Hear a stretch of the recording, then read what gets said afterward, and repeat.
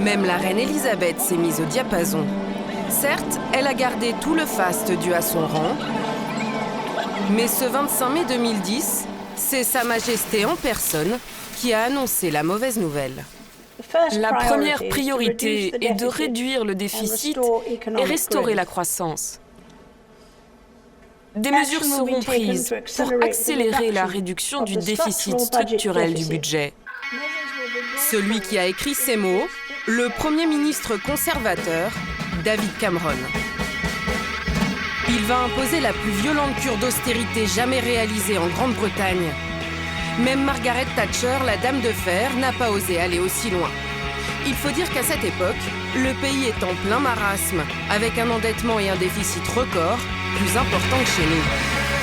Pour les 5 ans à venir, Cameron annonce la suppression de 500 000 fonctionnaires et des économies de 100 milliards d'euros dans les services publics, 2 fois plus que ce qu'il est prévu aujourd'hui en France. Face à ces coupes sombres, une partie de la population descend dans la rue. David Cameron tient bon. Nous n'avons plus d'argent. Et il confirme cette purge budgétaire. Alors comment les responsables britanniques s'y sont-ils pris pour réduire aussi vite les dépenses de l'État? Et là-bas, les services publics sont-ils encore dignes de ce nom? Pour rendre les choses les plus claires possibles, nous avons décidé de nous intéresser à un seul endroit, Manchester, dans le nord de l'Angleterre. Une agglomération de plus de 2 millions d'habitants.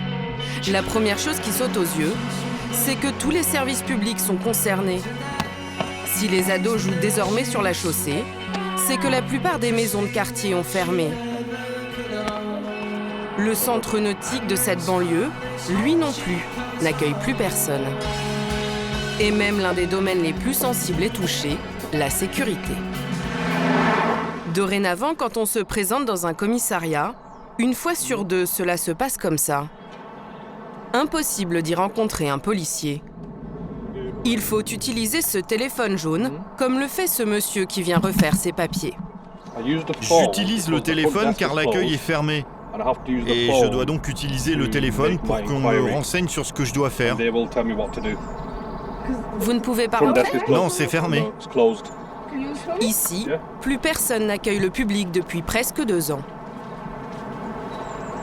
C'est fermé. Ça fait 20 minutes que j'attends, c'est pas bien. C'est une perte de temps et puis je suis traité comme un criminel alors que je suis libre. Le gouvernement a en effet exigé que la police de Manchester réduise son budget de 20%. Les effectifs ont donc fondu de 2500 salariés sur 12 000. À l'intérieur, c'est à peine croyable. On tombe sur des retraités. Stephen Goodwin, la jeune soixantaine, est un ancien inspecteur de police qui a repris du service. Aujourd'hui, son job consiste simplement à choisir les affaires les plus faciles à résoudre. Celles où il dispose d'indices pour que ça aille vite et que cela coûte le moins cher possible. On n'enquête pas sur tous les crimes parce qu'il y en a beaucoup trop. Et puis, à cause des coupes budgétaires actuelles dans la police, on essaye de sélectionner les cas sur lesquels on enquête. Aujourd'hui, dans l'agglomération de Manchester, seuls 40% des délits sont ainsi traités. Pour faire son choix, il lui suffit de prendre la liste des infractions commises pendant la nuit. Ces dernières 24 heures, il y a eu 8 cambriolages. Pour chaque cambriolage, il a un petit résumé de l'affaire, à peine 4 ou 5 lignes, pour l'aider à prendre sa décision. Sur les 8 cas de vol, il y en a eu 3 où on va pouvoir faire quelque chose. Dans 2 cas, on a une description des voleurs et pour l'un d'eux, on peut faire un portrait robot et voir ce que ça donne. Et dans ce dernier cas, on a une description des vêtements. Les 5 autres cas ne seront tout simplement pas étudiés. Ils trient cambriolage et petits délits, mais heureusement les viols, les meurtres sont systématiquement enquêtés. Depuis 3 ans, malgré ce tri, la criminalité est restée stable. La police a fait appel à lui, alors qu'il est retraité, tout simplement pour des raisons financières. Me faire des recherches, à moi, ça permet de libérer des agents de police. Et je suis une option moins chère qu'un agent pour ce job. Je suis pas autant payé qu'un agent de police. Stephen Goodwin travaille quasiment à temps plein. Il est payé autour de 2 000 € par mois moitié moins qu'un inspecteur en exercice. Lui encore, c'est un professionnel expérimenté. Mais avec ses coupes drastiques, la police britannique fait aussi appel à des quasi-amateurs. C'est l'heure de pointe au pub Le Victorian. Derrière le comptoir, Lorraine, 21 ans. 5 jours sur 7, elle sert des pintes de bière dans ce bar. 9,65 s'il vous plaît, merci. Mais son rêve de toujours, c'est de devenir policière. Et paradoxalement, les restrictions budgétaires lui en donnent l'occasion. Lors de ses jours de repos, elle enfile l'uniforme.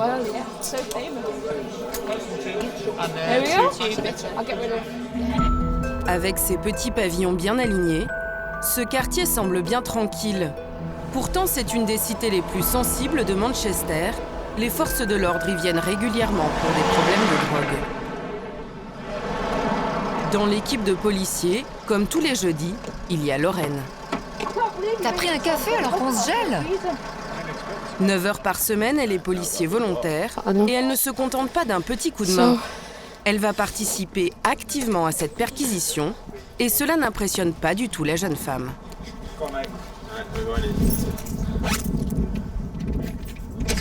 C'est déjà ouvert?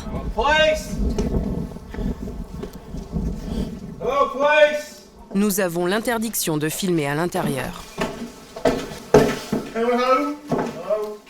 Qu'un volontaire effectue une perquisition judiciaire, en France, ce serait impossible. La loi l'interdit. Ici, visiblement, ce n'est pas du tout un problème. On est en train de faire une perquisition car quelqu'un a été arrêté. On le suspecte de trafic de drogue. C'est la première fois que vous faites ça? Non, je l'ai fait 3 ou 4 fois déjà, peut-être 5.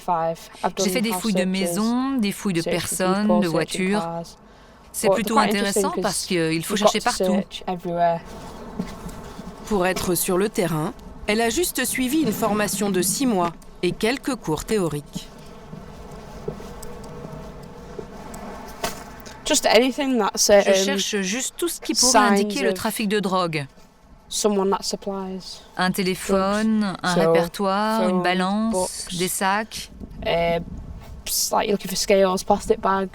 Tout ce qui pourrait être utile. Tout cela, elle le fait gratuitement, alors qu'un véritable agent de police britannique touche en moyenne un salaire d'environ 3 300 € par mois. De la main-d'œuvre bénévole, mais indispensable sur le terrain. Quand elle vient, ce sont des paires de mains en plus, parce qu'avec les coupes, on a du mal à avoir suffisamment de policiers. Et puis, spécialement en cas de perquisition, on ne connaît pas les maisons, on ne sait pas où on tombe. Donc, plus on est de policiers, mieux c'est pour notre sécurité. Vous pouvez me montrer vos uniformes? Oui, on a le même, hein? Le même. Avec les mêmes uniformes et les mêmes pouvoirs, rien ne les différencie. Des volontaires comme Lorraine, la police de Manchester en a 800, c'est 10% de l'effectif.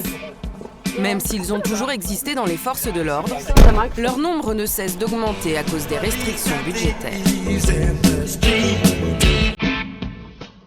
L'État encourage de plus en plus le volontariat dans tous les domaines possibles et imaginables. On peut ainsi devenir bibliothécaire bénévole ou bien garde-côte. Ils sont 10 millions à ainsi donner de leur temps, ce qui permet de compenser les coupes budgétaires. Mais malgré tout, les administrations ont besoin d'aller plus loin encore pour couper les dépenses. À Manchester, les pompiers ont déjà perdu 33% de leurs effectifs, ce qui représente 500 personnes en moins sur le terrain. Il faut faire toujours plus d'économies et il est désormais impossible de s'entraîner comme autrefois. En uniforme, Steve McGuirk est le patron des pompiers. Dorénavant, il ne mobilise qu'un petit nombre de soldats du feu pour les simulations. Ici, on ne fait quasiment plus d'exercices à grande échelle. C'est la dernière alternative qu'il a trouvée pour dégraisser le budget. Aujourd'hui, une partie du travail des commandants se passe dans cette petite pièce. Pas de lance à incendie, mais une simple manette de jeu et un écran. Là, le commandant O'Connor essaie de coordonner plusieurs équipes virtuelles sur un feu d'usine. Sur cet incendie, j'adopte le point de vue d'un commandant. Je sais que j'ai un gros feu dans ce bâtiment, mais je dois faire attention aussi au risque de propagation de ce côté-là.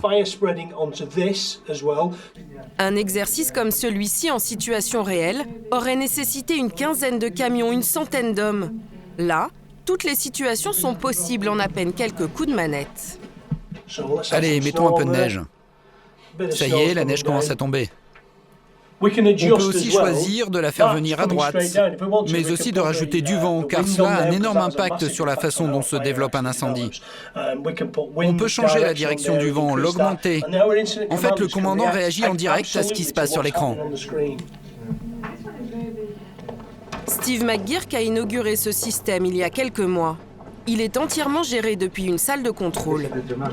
D'ici, on peut voir si les officiers ont pris les bonnes décisions. Là, on a travaillé sur un cas d'incendie. Pour entraîner ces hommes avec ce simulateur, le chef des pompiers n'a besoin que d'un seul informaticien, imbattable sur le plan financier. Si on s'entraînait sur cette situation en conditions réelles, cela coûterait 360 000 € par an. Alors on a investi 120 000 € dans le matériel, mais sur le long terme, on économisera 360 000 € par an, juste sur les frais d'entraînement. Pour l'instant, on ne sait pas si ces entraînements virtuels seront efficaces quand les pompiers se retrouveront face au feu, mais la caserne n'a pas le choix. Les services de police et de pompiers souffrent, mais qu'en est-il des municipalités ? Au sud de Manchester, voici la communauté de communes de Trafford. David Cameron l'a citée en exemple. Elle aurait été restructurée de manière très efficace. 220 000 habitants y vivent, c'est autant que la ville de Lille. Des quartiers pavillonnaires, Trafford est une banlieue plutôt aisée, connue dans le monde entier par les fans de foot grâce à son équipe, Manchester United. Lorsqu'on entre au siège de la communauté de communes, la première chose qui saute aux yeux, c'est cet immense open space, sans cloison. Une centaine de fonctionnaires sont entassés là côte à côte, comme dans un centre d'appel. Une économie parmi d'autres, qui doit permettre la grande cure d'amaigrissement du budget communal. Il doit passer de 275 millions d'euros à 187 millions en 4 ans, soit une baisse de 35%. À la manœuvre pour réaliser ces coupes, ce jeune homme de 26 ans seulement. Sean Anstey est banquier et à ses heures perdues, il est aussi l'élu aux finances de Trafford. Le gouvernement central a considérablement baissé les fonds qu'il verse aux gouvernements locaux comme Trafford. Et ça demande beaucoup d'efforts pour continuer à fournir les mêmes services tout en ayant un budget à l'équilibre. On est dans l'œil du cyclone où tout arrive en même temps, ce qui rend les choses très difficiles. Vous pourriez vendre l'argenterie ? On pourrait. Peut-être qu'on en arrivera là un jour. Il a gardé l'argenterie, mais il a vendu tout le reste, ou presque. L'open space, c'est lui qui l'a mis en place. Sans aucun complexe, il veut même rentabiliser l'espace qui reste en le louant, et s'il le faut, à des entreprises privées. On peut louer à des partenaires dans le secteur de la santé, à la police ou à n'importe qui susceptible de nous rapporter de l'argent. Le financier a ainsi passé au crible tout le budget de cette administration et il est tout fier de nous montrer sa dernière trouvaille. Voici un petit exemple. Au lieu d'avoir des fontaines à eau dans le bâtiment, on demande aux gens de remplir ces bouteilles avec l'eau du robinet. C'est une petite contribution. On évite comme ça de payer notamment des gobelets. Et encore une fois, cela permet de faire des économies.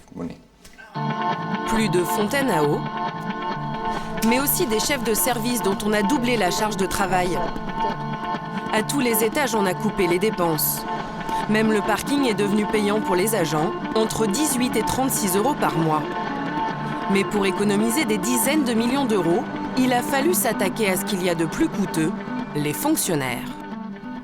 Un scandale pour Paul McDermott, un représentant syndical des fonctionnaires de la communauté de communes. Il n'a pas réussi à s'opposer au départ de 500 de ses collègues.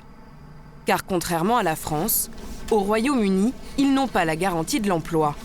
Pour dégraisser les effectifs, l'administration s'est livrée à un petit jeu que certains ont trouvé pervers. Par exemple, quand il fallait supprimer 2 postes dans une équipe de 3 fonctionnaires, l'administration ne désignait pas au départ les 2 partants.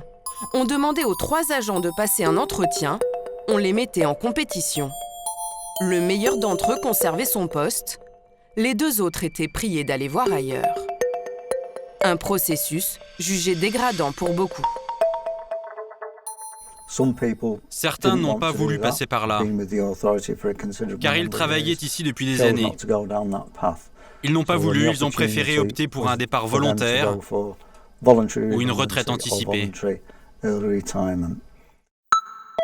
C'est comme ça qu'ils ont réussi à supprimer une bonne partie des 500 postes sur les 6000, mais c'est loin d'être terminé. Paul McDermott a reçu, comme tous les fonctionnaires de la communauté de communes, un courrier qui lui demande d'accepter beaucoup d'autres sacrifices, comme le résume ce document. Parmi les 7 mesures imposées, il y a la fin des indemnités kilométriques, la réduction de moitié des congés maladie, 3 jours de chômage technique obligatoire et non payé, la fin de la majoration pour les heures supplémentaires. S'il refuse, il sera tout simplement viré. Tous les employés ont reçu cette lettre. C'est à propos de changements fondamentaux dans les contrats de travail. Nous pensons que cette lettre est vraiment brutale. Elle explique que votre contrat prendra fin d'office si vous n'acceptez pas les nouvelles conditions. Moi, je n'ai pas signé. Je serai considéré comme démissionnaire le 31 mars. Il préfère se retrouver au chômage plutôt que d'accepter ces conditions. Comme pour Paul McDermott avec ce système, la communauté de communes espère bien pousser d'autres fonctionnaires dehors. 90 postes doivent encore être supprimés cette année. Une politique d'économie qui ne fait pas de sentiments et qui n'épargne personne, pas même les personnes âgées. Adam Dove travaille pour le service d'aide sociale de la communauté de communes.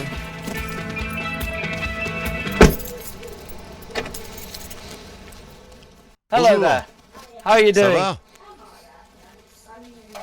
Je suis Adam du service de réadaptation. Vous voulez voir ma carte? Aujourd'hui, il vient voir Eric et Jessie Hartle, un couple qui approche les 90 ans. It's Eric, isn't it? Vous êtes Eric, c'est ça, hein? Hello, you know C'est bien Eric, votre nom. aren't you, David? Okay. Nice to meet Comment you. allez-vous? How are you doing? Le couple traverse une dure épreuve. Monsieur Hartle a eu une attaque cardiaque l'année dernière. Il a passé quelques mois à l'hôpital. Très diminué, il a perdu beaucoup d'autonomie. Vous ne pouvez pas imaginer à quel point cela peut vous affecter. Yeah. À l'hôpital, je ne pouvais même plus utiliser une fourchette. No. Ils ont dû me nourrir. Right. Franchement, je vous assure. Avant les coupes budgétaires, le vieil homme serait sûrement parti dans une maison de retraite médicalisée, comme celle-ci. Il y a encore quelques mois, cette maison accueillait une vingtaine de pensionnaires très dépendants, mais en avril dernier, elle a fermé. C'était la dernière de Trafford. Aujourd'hui, elle est même mise en vente. Condamner les maisons de retraite publiques a permis d'épargner 2 400 000 €.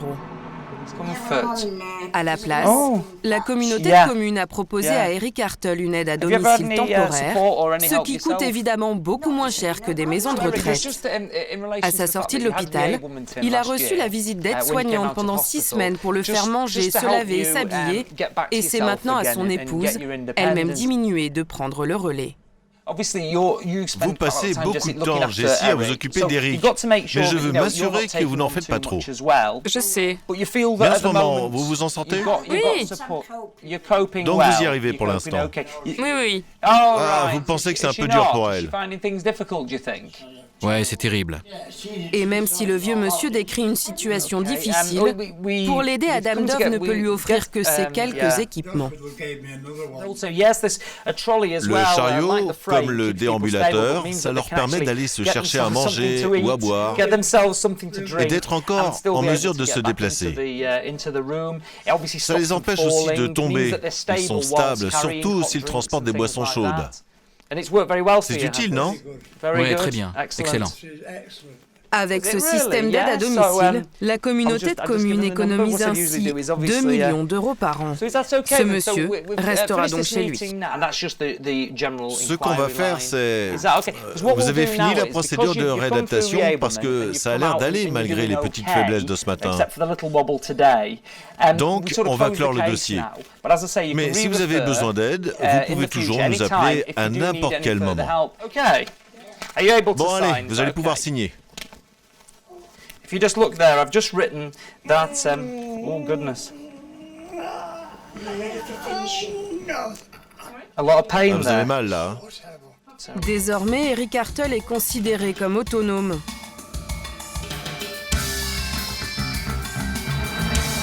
Avec toutes ces mesures d'économie, le Premier ministre David Cameron espère que le budget du pays ne sera plus en déficit d'ici 5 ans.